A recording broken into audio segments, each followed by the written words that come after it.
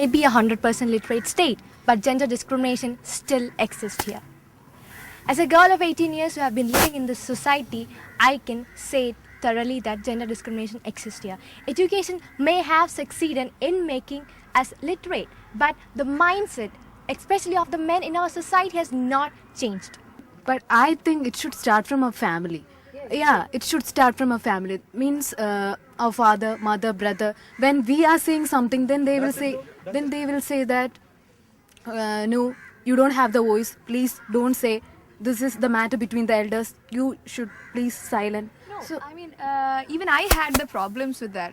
I was really, I had voice in my family. I had opinions inside my family. But when I was looked at, I did not had voice at first. But then even I was enlightened at first in my family because my father just said, just you can say whatever you want outside. It's not a problem at all. So before talking about this issue, I would like to state something else. See, why exactly does this happen? I would like to say this exactly happens because as a child, everybody is embedded with something or the other in their head. If a child is a girl, then she is taught to behave like a girl. See, according to the theory of Sigmund Freud, I don't exactly remember the theory, but it says that okay, when a girl is born, he or she is given a Barbie doll instead of a gun. Listen, this is what I'm talking about. Okay. Let's get to this. Does this really start with the family? Does it? I mean, a guy. I'm thinking a guy should just know. Even if his dad says go and rape that girl, he shouldn't, right? He shouldn't. That is it's not right. Yeah, he shouldn't. Yeah. Knowledge that he shouldn't comes mostly from the family. Like 90% of the people get their values from their family system. The rest, the fortunate few who manage to get like information from outside, they develop their own moral side. Pretty sure that 90% of the people here in this college will reflect what their family believes. First, a boy should respect his mother. If he is not respecting his mother, then how could he respect another girl? And you know how a boy learns to respect his mother when his father respects his mother, he will definitely learn to respect his mother. That's obvious.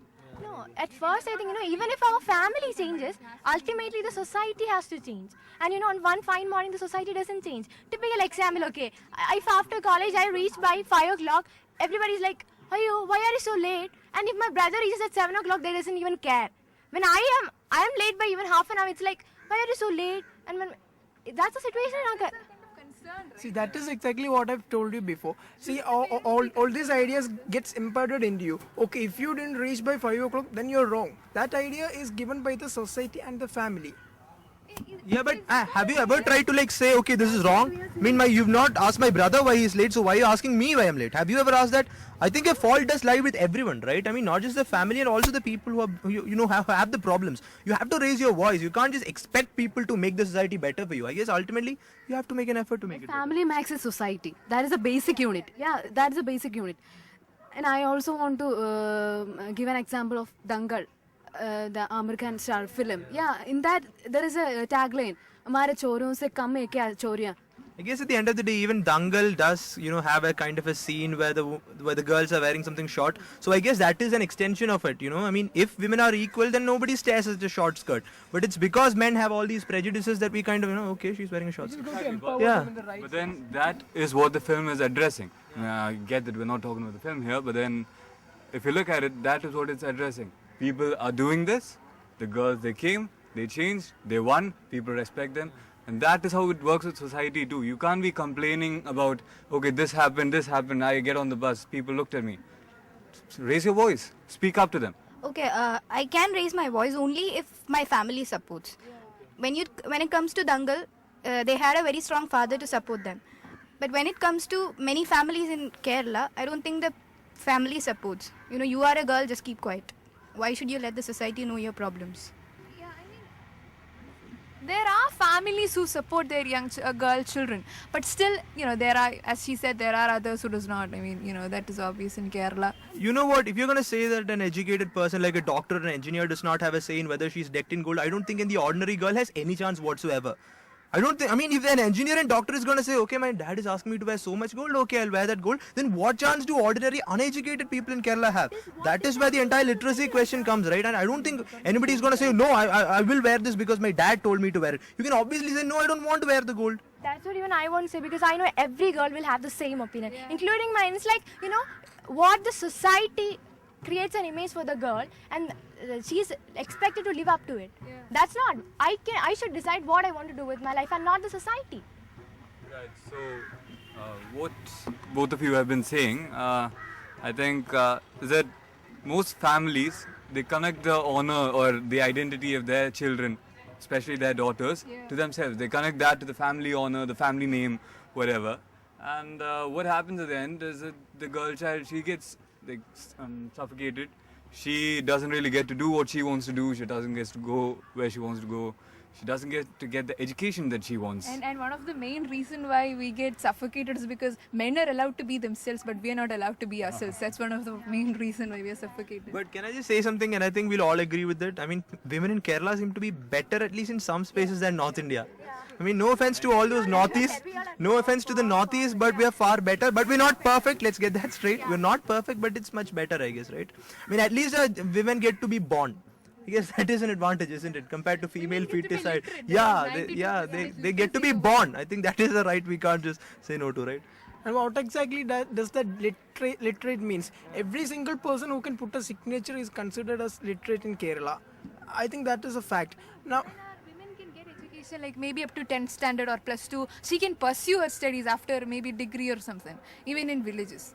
And there's another thing, you know, you talked about some of the crimes against women. Can I just say something? Whether it's about going out at night or something, I mean, compared to most of the metropolitan cities, I think even in Trivandrum and even in Cochin, you don't see that many girls out, despite all the entire things, you know.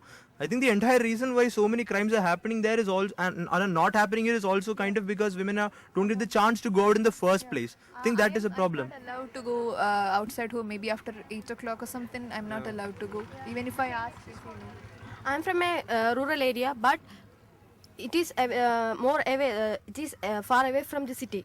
But there is also remaining the gender discrimination between women and men. Let's say that in the cities, just Trivandrum is a capital city of Kerala, and there have so many gender discriminations between men and women. We can say that women are discriminated from such fields. That is in the field of job, then in the field of studying. No, I think that is much, Kerala is much better because women are Take the mic, Roshni. In the pay also, in the salary also, such kind of discriminations are there. Many of them are not agitating, are just That is silent. something which I want to ask actually. We spoke about education, we spoke about going outside and being respected. But how do jobs work for you? How do you feel that jobs? Okay, maybe in a white collar job we get the payment the men get, but when it comes to the lower section, even the government fixes the basic pay for women is lower than that of men. You know, leave that aside. Let's talk about the film industry. No, let's talk about the film industry. Okay, the hero and the heroine get different pay. But why exactly? Nobody has any idea. They're a bigger brand or something. I've never gotten that. Even if a bigger film actress is paired with a relatively new film actor. Yeah, exactly. It's even there in Hollywood. And who precisely goes to a movie checking who is a heroine? Everybody checks who is the hero and who is the director. Mindset, right? Yeah, that's the mindset of people. Yeah, it's Salman Sultan, isn't it? Salman Sultan. Anushka has nothing to do with Sultan. Yeah. No. There was an interview of Manju Vaര്യar, and she was saying like, after How Old Are You?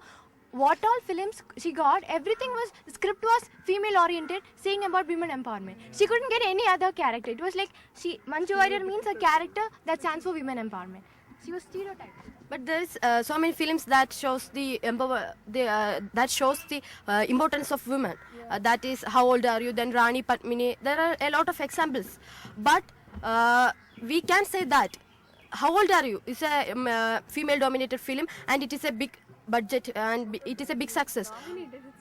Female-oriented film, and it is a big success. But there are also other films that shows the female or women empowerment, or we want to achieve women empowerment. But the society didn't try to accept that much of films. That is the one and only. It is a big. Did accept it because it was a big ball.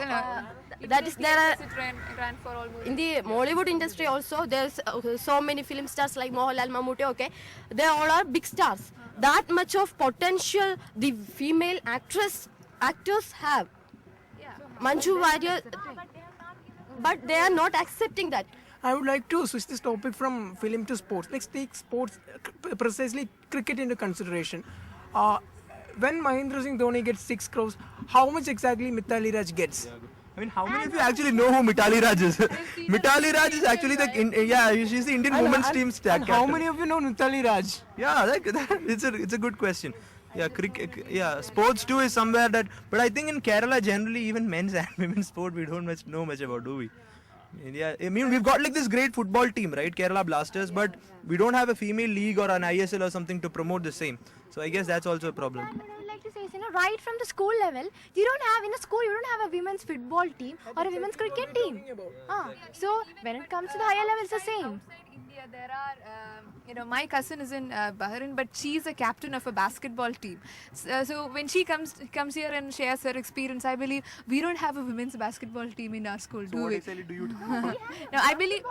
No, I'm saying that we don't have sports oriented to women, or maybe women does not have that much of opportunities. I have classmates in my class who are specialized in sports, in like caroms or something, but they're not having opportunities over here.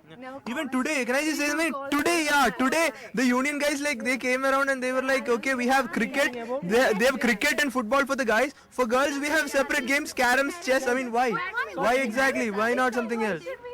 True. I mean, I did not know about this. I didn't know that happened today. But then, gender roles, especially in our college, we see that a lot. I'm pretty sure you guys know. But then, outside too. Like, you can go out. It happens everywhere. You go to a coffee shop. They're all men sitting there in one corner. There's one small little corner for women, and there'll be 3 women, like 3, proper journalists. Something that there is no need of any kind of reservation for women. Why? Equality. If we want equality, then we should come forward and we should exhibit our talents. We doesn't want any kind of sympathy or any kind of But the problem is when they're not ready to do it, reservation guarantees it to us, right? They're not ready to do it. For example, in the bus we have a reservation for like a pregnant lady or something like that. But if otherwise the people are seeing her, they're not ready to get up and offer a seat to her. But when reservation, For a pregnant lady, is that not. true? Nobody No, I have seen. No, I have an experience. That's it. Not me. Like I have seen an auntie standing there, and everybody was. No one didn't get up. a pregnant lady. Yeah. naturally. Then there's something horribly wrong. There is something horribly wrong beyond gender.